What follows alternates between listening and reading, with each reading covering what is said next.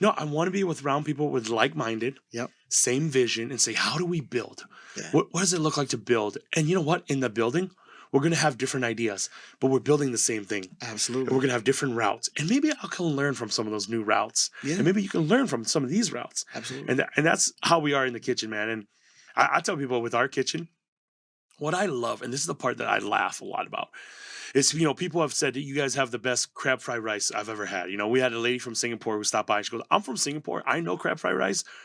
And the crab fried rice that you guys make is incredible. Now, the base of it is from Timmy and I. Timmy, he's our CDC, he's our chef de cuisine. Mhm. Timmy is, Timmy Tron. He's half Hmong, half Vietnamese. I'm a Hmong kid. We grew up eating fried rice. I mean, it was the way that our parents just said, hey, this is how, when we're not home, you can take leftover rice and frozen peas and carrots. Yeah, and make it happen. Yeah, and some eggs. Yeah. And maybe if we feel rich, we'll put some bacon in it, right? That's how we did it. So that we kind of showed the base. Do you know who makes our fried rice? A guy from Ecuador named Diego. You can learn something from everyone. Bro. I learned some of the coolest shit from Yeah. dishwashers. Yes. Diego is in the back slinging 60 to 70 orders of fried rice a night. Diego came into this country about 6-7 months ago. Diego knocked on our door and said, hey man, like I'm looking for a job. I see you guys are opening a restaurant.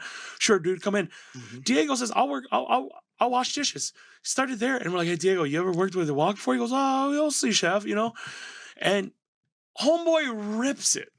And we just showed him the technique and he is a master on it. Mhm.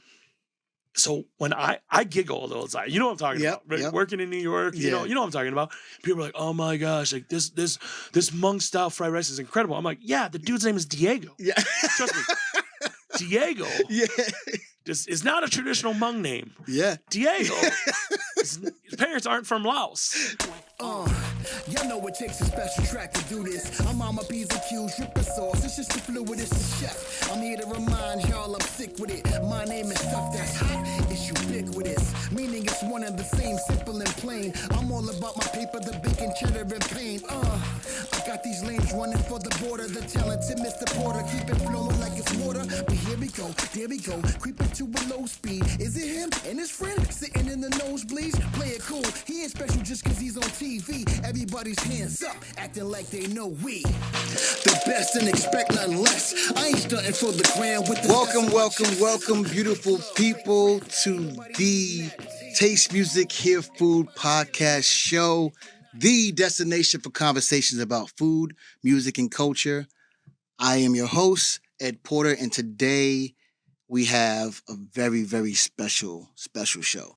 This gentleman here is a juggernaut, and I love everything that he stands for. And so, let's get into his intro. Today's guest is the definition of flavor and fire. Born in Thai refugee camp, raised in the Midwest, and now one of the loudest, proudest voices in American food. He's the founder of Union Hmong Kitchen, the visionary behind Vinai, one of Time Magazine's World's Greatest Places, and a James Beard-nominated chef putting Hmong cuisine on the national map. You've seen him on Netflix's Iron Chef, Outdoor Channel's Pharaoh, and heard him on the Hmonglish podcast. But what makes him unforgettable is how he tells stories through food. Stories of heritage, hustle, resilience, and rhythm.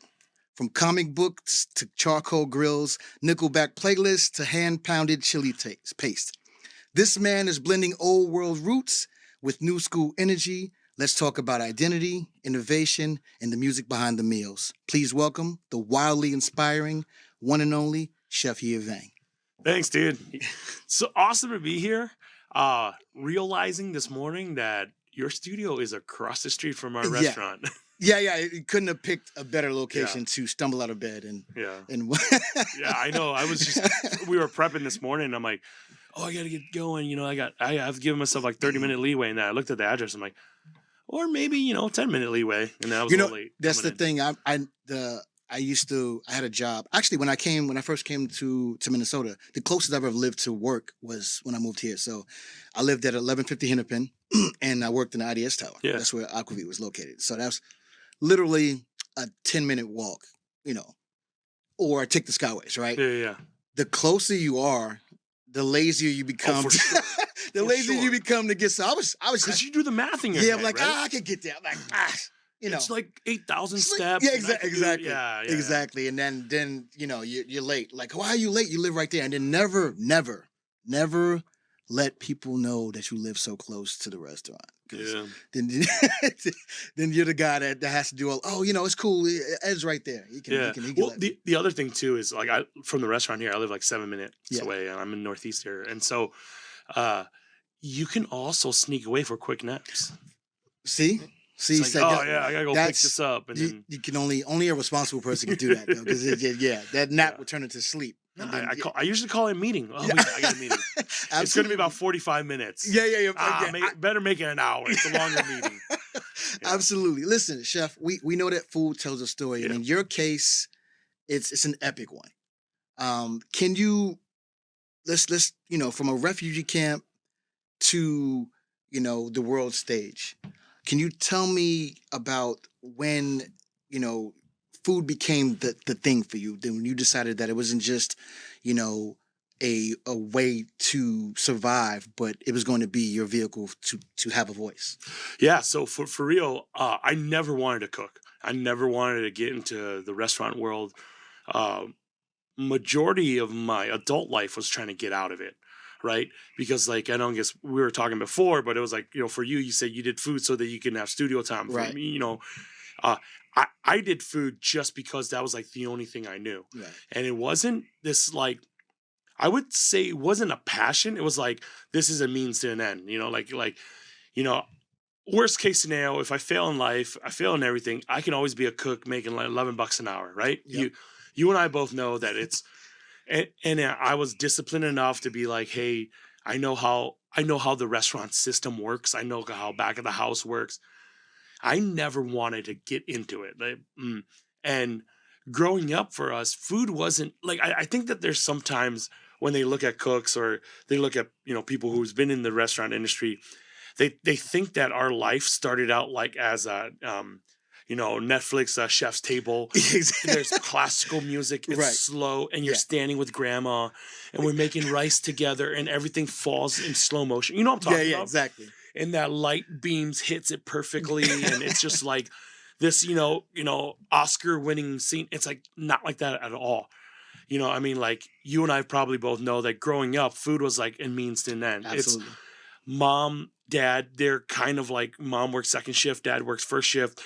You guys had to fend for yourself a little bit. Mhm. Here's a can of sardines. Here's some rice. Here's some scrambled eggs. Here's some noodle packets. Here's some spam. Yeah. And it was almost kind of embarrassing because you never wanted your friends at school to know about it Mhm. because they would look at you and say, that's gross. Why would you eat that? And you couldn't say, well, that's all we have. Right. And so food was this thing of like almost like shame. Like I'm like, I don't want people to know.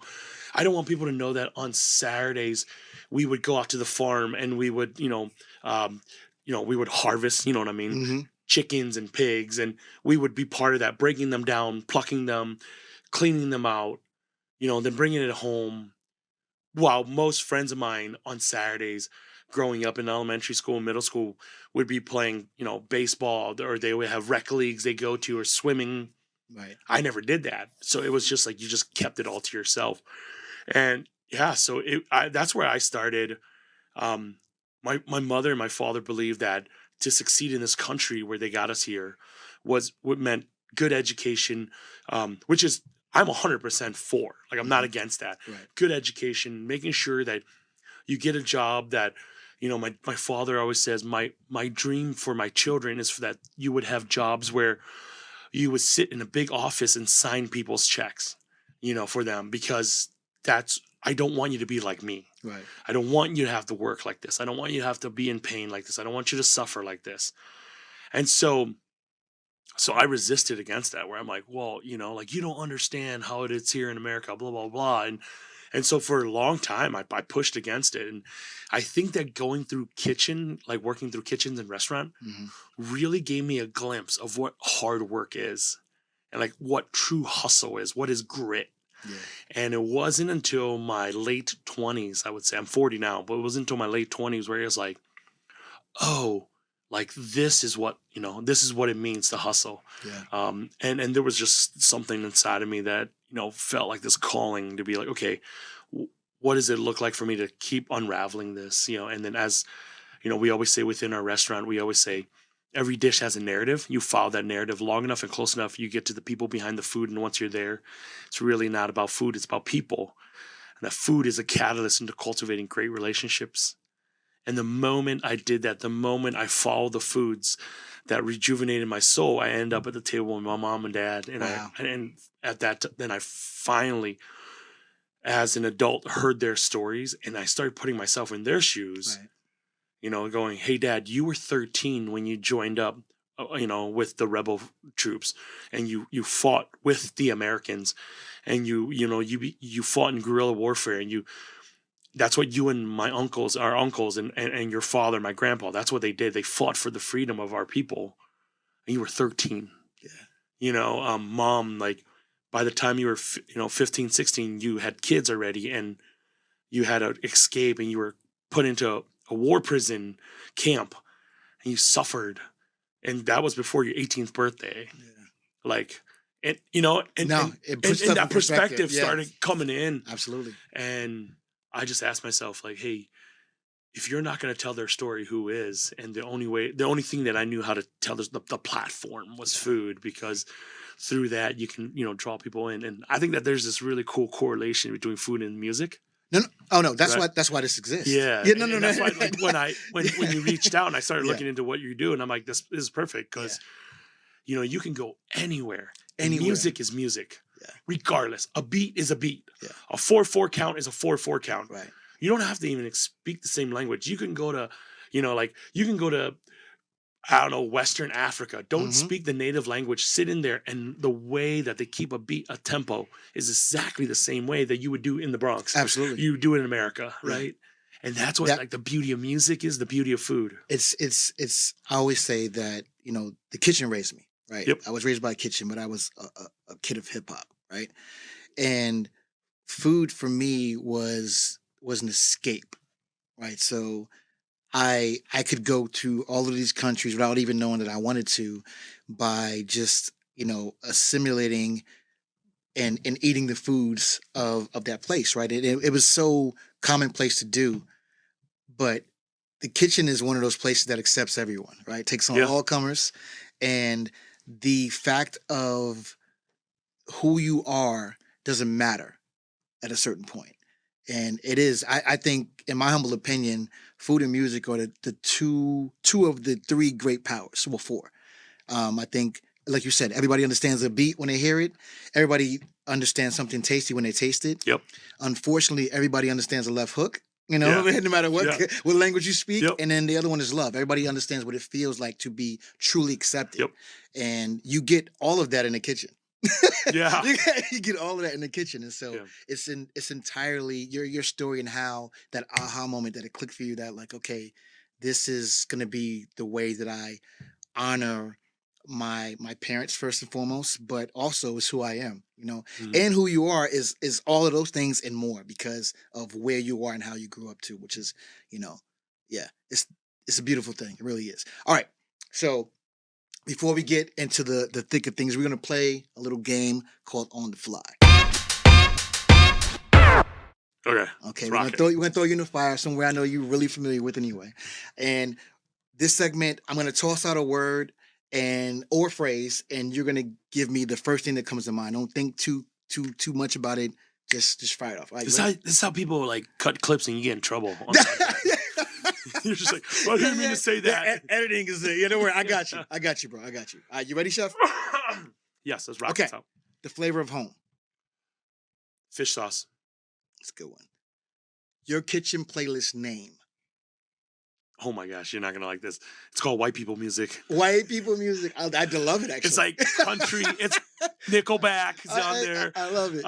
It's like bro country music. Okay. Yeah. Johnny Cash is on there. I like Johnny Cash. Yeah. You want to know my and I used to work with a chef, and he actually at Alexander Small's Cafe Beulah, and he used to he said, let's put on some music to cook to. It'll be Carole King Tapestry. He introduced me to and I love it.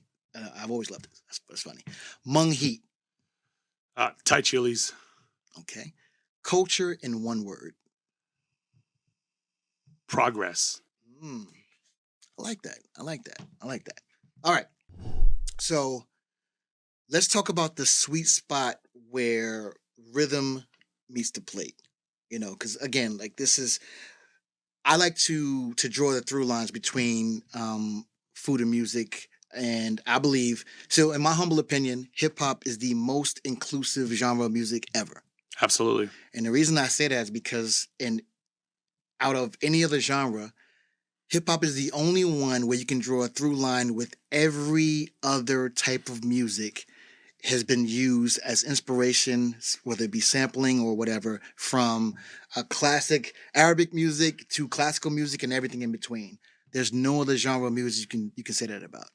And I believe if as a producers and artists, when you respect the the origin of the art, you have to in turn respect the artist. Hmm. And that's why I think food, because the same thing happens. I think if people really took into consideration the the culture and the person behind the cuisine, then bigotry won't exist. Oh, absolutely. Yeah. Yet the biggest bigot or the most fascist person on the planet, the only thing they're not segregative about is their stomach. Hmm. And Yeah. they eat food from all over the places with people whom they deem to be inferior on a consistent basis. But if they took the time to have a conversation with a person that food culture resonates with and came from, you couldn't have biases. It couldn't exist because you have a reverence for these things. So let's talk about, how does that rhythm find its way into your cooking? And we had a conversation, Yeah. which I wish we could have Yeah. recorded because this is happening. Yeah, for sure. So, what would you say as a musician was the birth of hip hop? I hip hop as we see it today. Because hip hop is such a broad Yeah, because term, right? it is a very broad term and it's more culture based. It's like this pillars, right? Yep. But as far as the birth of hip hop, I would believe was birthed out of necessity and obviously the early '80s when, Yep. yeah, there was it was just a bunch of kids rebelling and trying to have Yep. a voice. Yep. Where did you think that birth of hip hop, like, where did it draw from? What would you say? It drew from adversity Yep. and pain Mhm. and having Mhm. going without. Yep. So, and then stylistically, where would you say they would grab? I think from everywhere. Yeah, So right. rock, punk, Yep. Jazz Yep. specifically. Yep. Blues. Yeah. Yeah, folk music, Yep. blues, country, everywhere. Yeah. So what's really cool, I think, about hip hop when I look at it is it was a bunch of kids who didn't have all the stuff. And when I mean that, I literally mean like all the musical stuff. They didn't Mhm. have synthesizers. They didn't have the instrument. And they said, how can we use a table, right? Mhm. How could we use a beat? How could we use our voices, literal voices, to create a rhythm? And so it started with that, right? And as I think about hip hop, and then now hip hop is actually a culture thing. When you say hip hop, some people don't even think about it as music. It's Right. just things as a culture. Right. How crazy is that when like a bunch of kids who didn't have anything started with something that was supposed to be in this music genre, right? Yeah. This music umbrella. And now, not knowing literally what 30, 40 years later, that it's a culture. Yeah. Like that to me, when I look at that, I want to go to those kids, whoever those kids are, and Yeah. wherever in the early '80s, and I'd be like, and I would say this to them, and with all due respect, your imagination is way too small. Yeah. Because when they started, I bet you first they weren't going to like, hey, this is going to be a cultural changing thing that's going to move the world, right? What their thing was, nah, man, we just want to be able to do our thing with the resources we have. So sometimes it was just a little drum kit. Sometimes it was just our voices. Sometimes it's just about stamping our feet, right? Mhm. To keep a beat, Right. literal beat. And from there, it started a whole cultural thing. And from there, people started viewing people in the hip hop scene like, what are they wearing? Oh, what are their styles? Mhm. How are they speaking? what is that vernacular they're using? How do we take that vernacular and put it into everyday language? Right. Right? Like today, the vernacular, the language vernacular we use stems from hip hop. Yeah. But these kids started out because they only knew what they knew, right? So let's take that idea. When we started out Vinai, our imagination was way too small. I'm just a kid who wanted to start a fire and grill meats on it. Why? Because that's what my father taught me. I was just a kid who wanted to do Hmong food. Why? Because that's what my mom and dad fed me. I I'm not going to pretend I know French food. I'm not going to pretend I know Italian. I'm not going to pretend I know any of this stuff. I learned it. Yeah, it was okay. I learned it through the restaurants. But what I knew was the stuff my mom and dad fed me from their garden, from their hands every day. We didn't we didn't ex- we didn't we couldn't foresee what was happening here. Right. So when we started Union Hmong Kitchen, right? We were a little pop-up restaurant, East Side St. Paul, in this, working out of this place called Cook St. Paul. Once a month, we did a pop-up. And in between, I would go teach cooking classes. And then in between, I also worked at Coastal Seafood cutting fish. Mhm. In between, I would also take on these little women's prayer meeting, catering, making quiche and French toast for like $300 a pop, right? Right. And all we really wanted to do was to be able to cook Hmong food. And at times we would have this little rink-a-dink grill and we would set up at the parking lots of breweries and little festivals, and we grill little Hmong sausage or chicken sticks with hot sauce that mom taught us how to make, and sticky rice. We wanted just to do that. Why? Because this was just something we knew how to do. Right. And then let's fast forward to like a few weeks ago, right? Where Time Magazine came out and said, hey, every year they come out with 100 places in the world to visit. And unbeknownst to us, we got an email and saying, "Hey, Vinai's on this list." Which, by the way, can I just say that you think when Time Magazine emails you that, you're like, "This is a scam. It's a joke. Yeah, yeah. It's a scam." It's like, hey, and by the way, send us $500. Yeah, yeah, and yeah. We'll let you know if you make. Yeah, it's a Nigerian. It's a Nigerian. Yeah, uncle. yeah. I didn't want to say that, but it felt like a scam, right? And I'm just like, nah, man, if I answer this email, I'm gonna get there's gonna be there's gonna be some kind of virus that's gonna hit my computer. and our PR group vetted it and they're like, oh, this is real.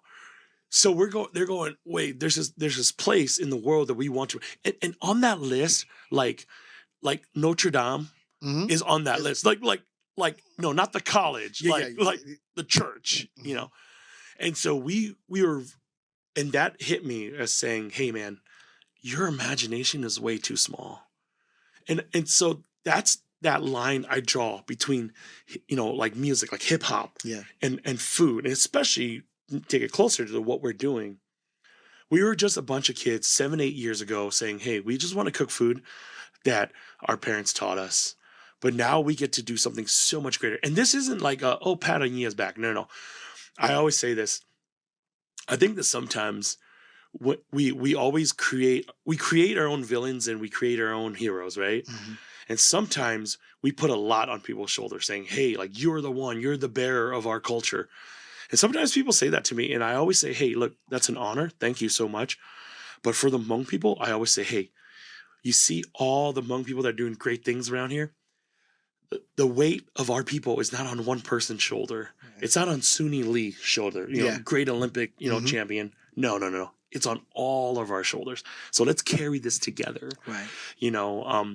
And so that's how I feel. And that's where I draw that parallel between music, especially hip hop, Yeah. and food, and especially if you want to go Hmong food. Yeah. Where it's like we always start out small because our imagination is small, but that's where it starts. And to look back and go, whoa. Yeah, look where we are. Look where we Yeah, are. exactly. And that's like the progress. That's why when you said culture, right? And I Yeah. said progress. Yeah.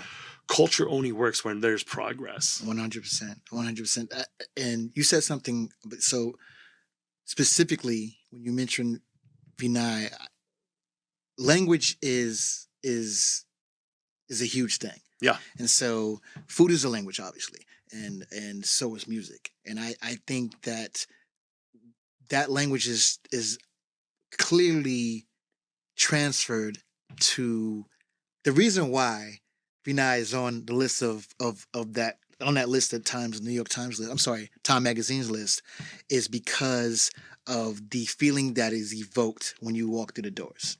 And there's no other way, being listed in it. You're in the pantheon of greatest places. It's not just Yeah, restaurants. dude, there's a Yeah. hotel that's on the Red Sea that's on there, and that hotel was like $300 million to create, and we're like, yeah, that Yeah, wasn't yeah. our budget. Like, do you know what I'm saying? Where I'm like, Well, we're- that's the beauty of it. Like, so you literally you bottled the feeling, Mhm. and so that's special, bro. It's like that is on another level. That just shows you that I know there was some hiccups Yeah. and for the restaurant to come to be, and then you went through all kinds of things. But when it's all said and done, job well done. You guys accomplished your goal and then some. Like you said, you're dreaming small because you didn't understand the impact, right? Yeah. And no artist does. No. For sure, man, and you get it, right? Yeah. You, as a musician, if everything just being like, hey, bro, like here it is. There's no appreciation to it, right? Right. Like, the pain. Like, dude, that sucked, man. Like, oh man, that was hard. Like, we got turned down by 7 different banks before we got our SBA loan. 7 banks. That's like going on 7 blind dates and just getting rejected. And it's like, Well, dudes know that. Dudes know yeah, that yeah, pain. Dudes know that pain. And then after a while, you're like, well, am I really the problem? Yeah. Like, do I Yeah. just suck at this? Like, that's like the thing I kept saying. But here's the deal. I learned really quickly the story of Vinai, the refugee camp, right? Where we came from, where I was born in, is kind of, it parallels this story of us, Vinai, the restaurant. There was so much heartache. There was so much pain, suffering that went through it. And to be able to get to where we are and all the obstacle that we had, I mean, I learned a lot. And I think that the biggest act of grace was my mom saying to me, and we were going through COVID, and we weren't sure if this restaurant's ever going to happen. We were going through COVID. And remember my mom, like, we were leaving I was leaving her house, and I was just like tired. And you know how moms can just tell, Yeah, like, they know. yeah, I don't care how old you are, but mom always know, like, Yeah. you're tired, And she held my hand and she said, and she's like, hey, honey, can I pray for you? And I'm like, yeah. And, she prays. And then she goes, your father and I have been through war. We've been through death. We've been through suffering. And all of that passed. And she just held my hand. She goes, this too will pass. Yeah. And she's like, this will come to be. That's powerful. And to see a woman in her 70s who's been through all of that, who's seen genocide in her lifetime, and Right. to be able to say, hey, this will pass. It's going to be okay. Right. I like that had so much weight where I'm like, I'm going to hold on to this. Right. And I still hold on to that today, As you should, and I think that's, when we started this whole thing about 5 years ago, I said, hey, I want to build a restaurant that's a love letter to my mom and dad. And I literally, bro, I'm a literal person. So I wrote a letter. One night I wrote a letter. I cried like a baby halfway through the letter. And I took that letter and I took it to the architect that we were working with. And I said, hey, man, this is the letter. And they read it. And then they took actually sections from that letter and they created this restaurant. Wow. They built it out. So if you come into the restaurant, there are sections in that letter that I wrote about that you could tangibly see in that restaurant where it's like, oh, that's from that section. That's from that section. Right. And so that restaurant literally is a love letter to my mom and dad. And there's all the pieces in that restaurant, all the little structures, all the why they put in what they put in.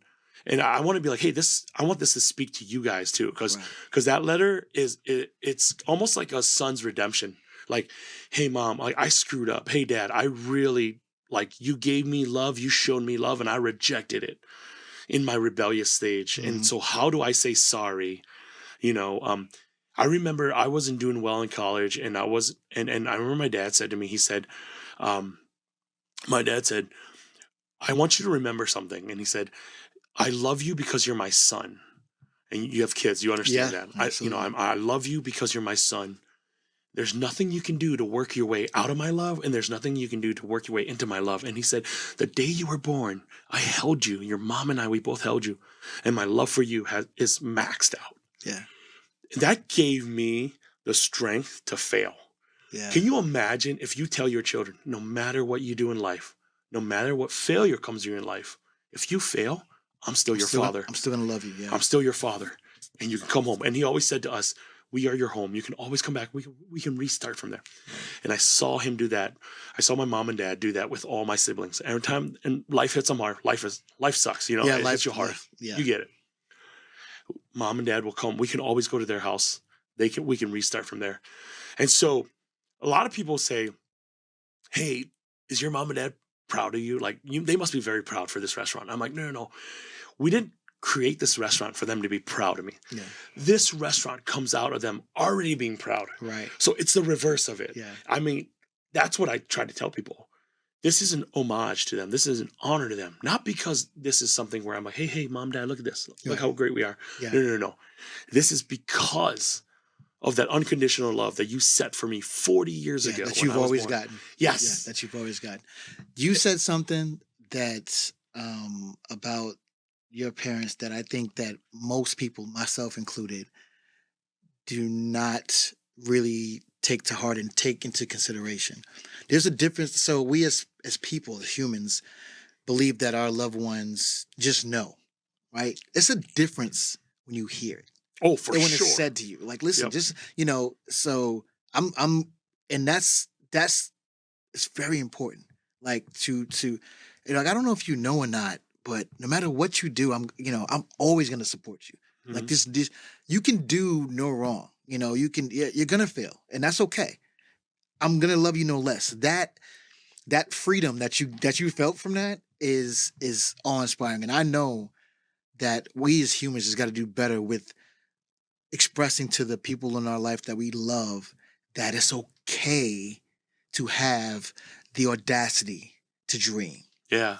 So, I mean, one of the things I learned, and this building project taught me this, one of the things I learned is like the biggest issue with failure or fear of failure is fear of rejection. Yes. If I fail, I'll be rejected, right? So I think like a year and a half ago, Time Out magazine came up with 10 most anticipated restaurants that's going to come in 2024.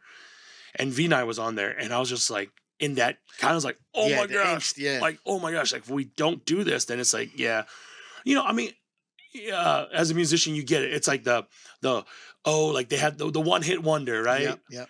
Are they gonna what's the second album gonna be? What's the next big one? And I think that fear is always that fear of rejection, right? Yeah. The fear of failure is always associated with the fear of rejection. What if I told you that we remove that rejection part? That if this restaurant bombs and nobody comes and we're done, like mom and dad still, for me, my mom and dad's like, you're still our son. Yeah. Nothing's changed. Right. And I love that. And that became the impetus to push me, and once you remove that fear of rejection, failure is still going to come. Like since the restaurant's open, we've failed many ideas in between. Right. Like that's every day. Yeah. But you have the freedom to do that. Yes. And that's the beauty of it. I love this idea that yes, we can hold failure, sorry, I should say failure and freedom is actually in the same space, and Absolutely. it's okay. And I think that that's where innovation comes in. It definitely does. You cannot have innovation unless you have fearlessness. Yes. And I think we talked a little bit about this, about how when you go to big cities like LA and New York, where there's that fear of failure, because it's like, well, everyone here's got all their stuff together. Yeah. So if you're going to be a musician, you got to hit. Every song's got to hit. Every album's got to be great, right? Mm-hmm. But when you come to like smaller cities here, like Minneapolis, dude, like you and I were both saying, is like, no, dude, like there's like, hey man, we tried it didn't work. So what? Let's just do something different. Is that, and Exactly. you have that creative freedom to be able to do that. That's the beauty in that is where the magic is.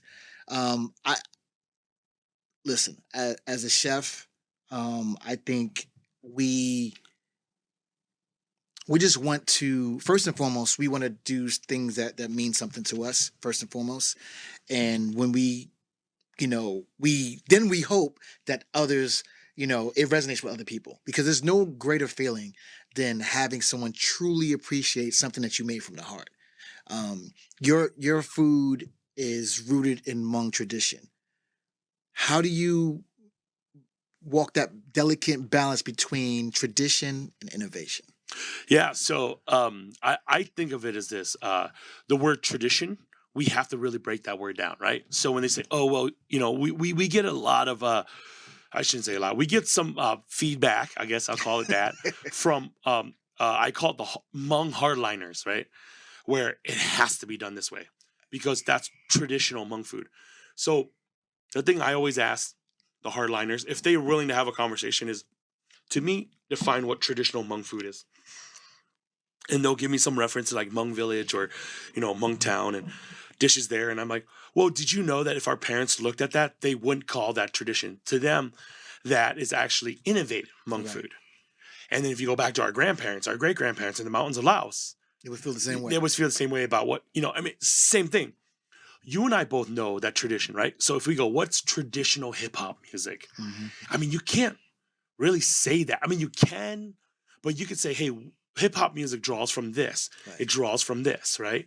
It's a creative collab of all these different genres of music around where they're like, well, we're going to take a little bit of this. We're going to take a little bit of this. If you think of hip hop music actually is a roadmap to all these other musics out there, paying homage Hmm. to this jazz artist, to this classical piece, to this folk music. It pays a little homage to that. It is a way of honoring that. Right. I feel like the Hmong food we do is a way of honoring and homaging out to all these traditional pieces to what has built our culture. Right. So you have to break, you have to break down the word tradition. So for me, tradition has to be progressive. For example, you grew up in a family that had, let's just say, Christmas traditions. You Right. guys did. When you went out and you grew up and you had kids around, you had your own family. You took some of that tradition And added on and to added it. Yeah. on to it. You're right. So I would be foolish for me to say, hey, Ed, that's not real, like, Porter tradition. Right. I would be a fool to tell you that, right? Because you'd be like, well, yeah, well, it comes from the Porter family, whatever, Right. But I'm breaking on as a family man myself. I'm having my own traditions there, but it's built off of the tradition from my parents Right. or from our household, right? That's what tradition is. Yeah. Tradition is this kind of key to the past. Right. And at some point, it was created. It started Yes. somewhere. Yep. Our problem is now what I learned is the fear of losing that tradition makes us hold it tighter, Right. and then we become elitist in it. Yeah. This is where bias, this is where, if you want to call it racism, this is where all of that comes in, right? This is where it's like, oh, no, it has to be done this way. It has to look this way. Mhm. It has to be a certain skin color only. You can only marry within this Yeah. because this is tradition. Mm. You see where that comes in? Yeah. Because you're so afraid of losing it. You're holding on tight to it. The fear of we're back to fear now, right? The fear of it, you actually destroy tradition. Yeah. You know? And the wholesomeness of it all. Yes. Yeah. The inclusivity of it Yes, all. yeah. Where now you start drawing borders. You start kind of putting walls up, and you said it has to look a certain way. Do you know that the funny thing is when you start doing that, you actually block off all these other traditions or all these other innovative ideas that are able to come in. That's what you're really doing. Yeah. So one of the things I really learned is you're actually just kind of like cutting yourself off from great ideas. Yeah. So with tradition, there has to be a humility to it. There has to be a humbleness to it. And so are we doing Hmong food? Absolutely. Absolutely. Fight me on that. I'll fight you on that. Where I learned it from? I learned it from two Hmong parents. Absolutely. Are they Hmong? Absolutely. Absolutely.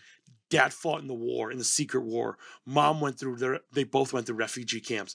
They speak Hmong. They are traditional, like they do Hmong, have Hmong traditions. They raised me as a Hmong boy. Absolutely. 100%.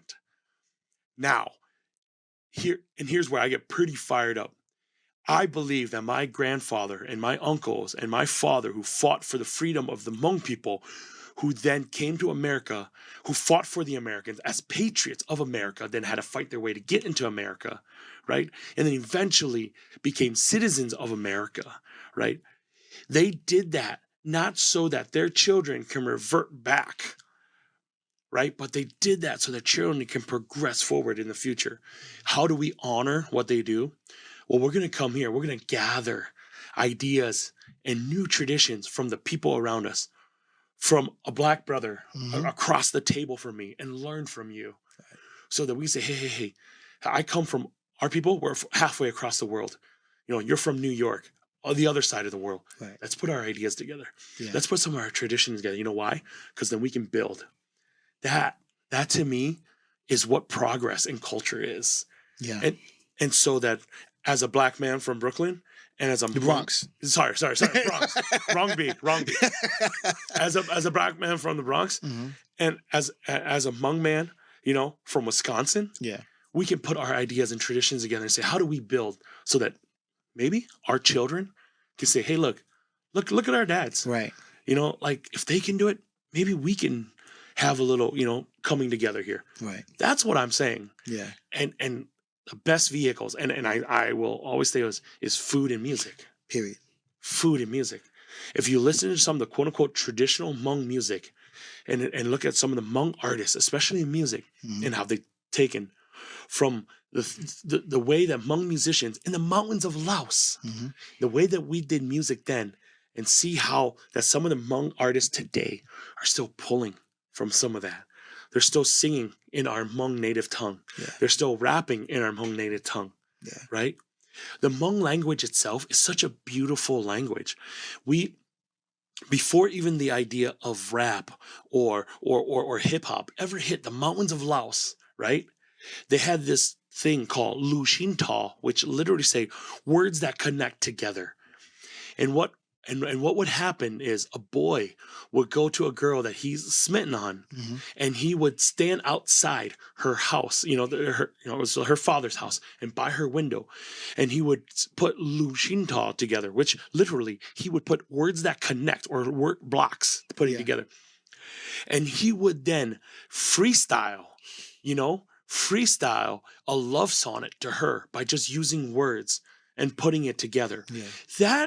So you're saying in the mountains of Laos, exactly, thousands of miles away from what was happening in the Bronx, somehow they're doing the same exact thing. Right. And the beat that he was using was the beat and rhythm of the words he was putting together. Are you kidding me? It's amazing. So again, that's universal. Yeah. Food. Universal. When we talk about rice, and then you're going to, like, let me just say to the south, and you're talking Hoppin' Johns, rice and beans, black eyed peas and rice, beans, and you're talking about rice over here. It's universal, man. The one thing that I can say is that, being someone that's traveled all over the place, is that, we are all more alike than we are different. Every culture has a rice dish. Every culture has a chicken dish. The things that change is the ingredients that are readily available and the method of cooking, right? And the beautiful thing about music is that you can think of all the music that you've ever heard. There's only 12 notes. Oh, okay. Yeah. There's only 12 notes. Yeah. That's it. That is amazing. So we get all of these different styles and types and sounds and variations of different things. It's like the mother sauces, right? You got all these different riffs off of the mother sauces. Add a little mustard, add a little cheese, So that, to me, is what we were talking about. Tradition meets innovation. And in order to push forward, you have to push forward and be, very, very intentional about not being closed off and closed-minded. That's such a cool way of thinking about it. Like, what you said about that traditional Hmong, and that's basically a courting ritual. Is so cool. That's so fucking cool. Yeah. All right. From James Beard Award nominees and in the Time magazine, you're everywhere. Your name's ringing and all the accolades. And we were just talking about pressure. How do you, and I know just from talking to you, and we know some of the same people. Matter of fact, I'll give you a little background on this. we did the same thing. So you did stories behind the menu. Oh yeah, yeah. And so I did it last year. Okay, And yeah. when I was talking about it, I saw that you did it. I was like, oh Yeah. yeah, I gotta do it. Yeah. You did it. So I, you have all the things that are happening, and you're not one of those. You don't strike me as a man that does things for certain reasons. Like Mm, you're just not that guy. mm, Like this. It's a byproduct. This mm. is all a Yeah. byproduct of your mission. How does that change your your goals? How does it, when the lights are the brightest, and like you said, you have that top 10 Mhm, and most anticipated, mhm, how do you keep from letting that stifle you to push you in a way that you weren't intended to go mhm. anyway? So three things I really learned. One, the solid foundation in who I am, and that's through my parents. Right. So again, a long time ago, my father gave me an identity of who he is. You're my son, hands down. Win, lose, or draw, good or bad. At the end of the day, you're my son. And I know within our culture, within the Hmong culture, parents are not known because of their deeds, but they're known by their children. And in our culture, parents don't say, "Hey, look how great my kids are." In our culture, it is more honoring to a parent when other parents come in and say, "I saw your boy, I saw your daughter, I saw what they did. That's amazing." I understand that. I understand that the measure of who my mom and dad is will not be by their action, but it will be by their children. Yeah. And and when I was younger, I didn't get that. As I got older, I realized that. In our I tell this story all the time. Growing up, my dad fought in this war, and I didn't know much about it as a kid. But in my adulthood, I found out that my dad is a legit war hero, Mm-hmm. and it made sense to me. Until this day, it still happens. And I remember I was a kid, and we would go to these like big house parties, and I would run around with all the friends. And I was a bigger kid, so I always stood out. And the elders would, grab me and pull me aside. Hey, son, what's your name? And in our culture, when an elder asks you your name, it's kind of like Game of Thrones. You have to tell them, "I'm Yia, son of so and so, who's Right. the son of so." It's like Game of Thrones Yeah, style, yeah. right? You know what I'm talking about? Yeah, yeah. It's just like like Eric the First, Yeah, yeah. whatever, like son of so and so, and the Exactly. Slayer of Dragons, Yeah. whatever. Yeah, kind of like along that line. Not as cool, but like. And I remember when I would say my dad's name or my grandfather's name and say, "Hey, this is who I am." You kind of give your, your resume of your, lineage. Right. And a lot of the elder men would stop and look at me and go, "Son, we know your father. We were in the war together, and he saved us. He came back for us. He didn't leave us behind." That's amazing. And I was like, "Okay, cool. Can I go play now?" And literally, dude, last year I was, we have a little stall at the state fair. I was at the state fair and I was walking around. I was doing some stuff. Literally went to the bathroom. I was walking back, and an older Hmong gentleman grabs my arm and goes, "Hi, yeah, how are you?" And I'm like, "Hello." And he's like, "Hi, I'm so and so." And he goes, "Your father and I fought in the war together. He's a good man. He's a good man. I'm glad to see that he is a good boy." Mm-hmm. And man, it's like, you feel like for me, I feel like there's so many things I've done wrong in life. Yeah. But for the moment, for that half a second, when that gentleman who was a stranger, I didn't know him, who said, "Your dad and I, we fought in the war together." And war is tough, man. I don't pretend to Yeah. know war. Yeah. I've had buddies who've been through wars, and my father went through war, my uncles went through war. I don't pretend to know war. I don't be like, "Oh, I get it." Like, I don't even use the line like, "In the kitchen, it's so tough, it's like war." It's like, no, Yeah, it's no, not. it's not like It's not like war, bro. Man, at freaking 11 o'clock at night, we all check out. Yeah, War yeah, that doesn't happen like that. Yeah, Like, we know how this ends. yeah, We know- yeah. The ticket stops, we're Yeah. good. Yeah. Anyways, so I respect that when he says that, and then when he said, "Your father's a good man," and he raised a good boy. I knew that in that moment, it's not like, "Oh yeah, good job," but it's like, it's kind of like, I'm so glad, Dad, that through all my dumb stuff I've done in life, I can do this one thing that Right. honors your name. Absolutely. And so that to me is a constant reminder. The moment you're on a podcast, you're out for an interview, you're walking the streets and getting groceries, you not only represent yourself, Yeah. but you represent the name that has come before you. Right. And so that's one. Two, um, I'm at the end of the day, like I tell people, I'm a Wisconsin boy. I'm a boy. I grew up in central Wisconsin, ended up here in the Twin Cities. My mom's side of the family's up here in the Twin Cities. At the end of the day, I'm like this kind of podunk country boy from a small town. Mm.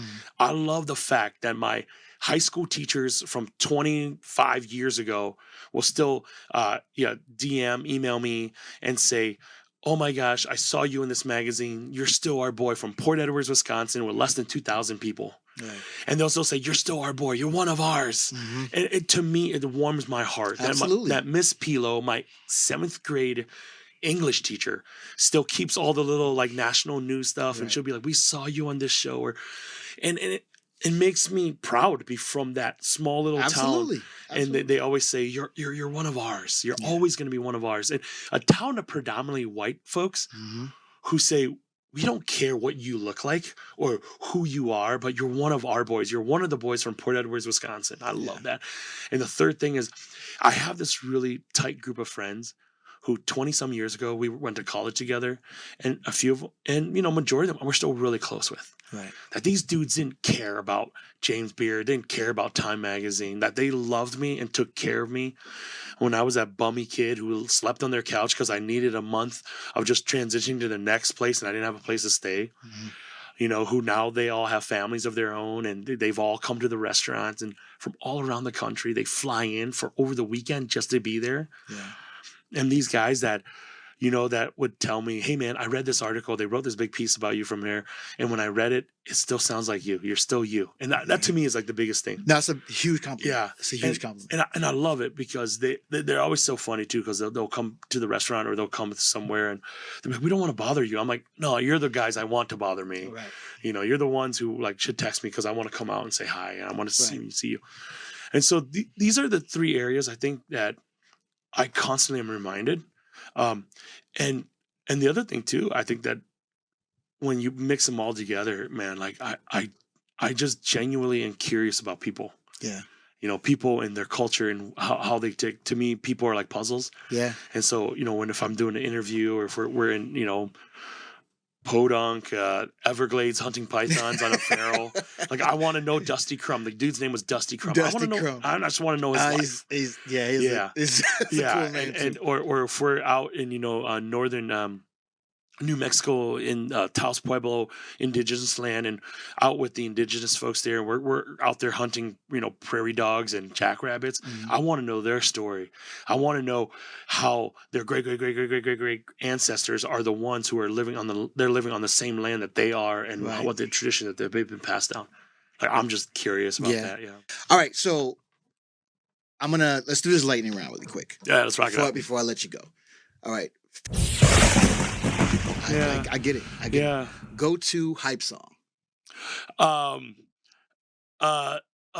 forget the artist, but Hum it. like this is how legends are made. Yeah.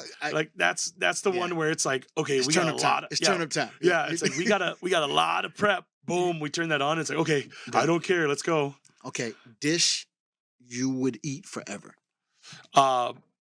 So if you go out to Hmong village, they have a lot of these around, but stuffed chicken wings. Oh, I love. You know what I'm talking about? Oh, do I know? Dude, Oh, bruh, so bruh. and so we used to call them angel. I used to make them Yeah. angel wings. Yeah. And chicken farce, Yeah, and yeah, yeah. some galanga, some Yeah. ginger, some scallots. Yeah, Scallion, sorry. A little bit of rice noodles. Yeah. And then serve it with a bomb ass sauce. yeah, Oh. dude. But it's pure technique because you Yeah. have to debone the whole Debone thing. the whole thing. Take the bone out, but all the meat is intact. Yeah, and then steam them. Yeah, And then yeah, then yeah, bread them and yeah. then fry them. Yeah. Yeah. Oh, it's a lot of work. Dude, so the way that my mom does is she just roasts them. Really? Bruh. So, Chef, tell everyone what you have going on and where they can find and follow you. Please. Yeah, I think social media is this thing. So, if you go on Instagram at Vinai MN, if you go on Instagram, that's kind of our Instagram there. My personal one is at Yia Vang 70. we're always just posting things on there about what's going on at Union Hmong Kitchen. Mhm. It's our catering, and we do special events, so that's kind of our arm of that. Yeah, and then from there on, where we have a bunch of dinner series that we're doing coming up this year, where I'm traveling to different chefs and they're coming in here. Awesome. So we're doing an exchange program there. That's super cool. It's called Vernacular. Um, and then on top of it, yeah, I don't know, we're just kind of taking it day by day. But then, we're excited with the state fair. We have the state Yeah, fair coming with up steak, at the yeah. end of August, so we're planning that out right now, and we're Yeah. doing some R&D for new state fair food that we want to try out. Yeah. Very cool. Very cool. Yeah, I'm a fan. I'm a fan. I'm a fan. We got to do this wing thing now. Now Bro. yeah. We got some things to do. Storyteller, culture keeper, flavor architect, Mr. Chef Yia Vang, man. Thank you for being here. I really appreciate it. Thank you for tuning in to another episode of Taste Music Here Food. We have an incredible journey today exploring the delicious intersections of food, music, and culture. Remember, the stories we share are the flavors of life that deserve to be savored. Again, I am Chef Ed Porter. Thanks. No, thank you. MBC. No relation to NBC.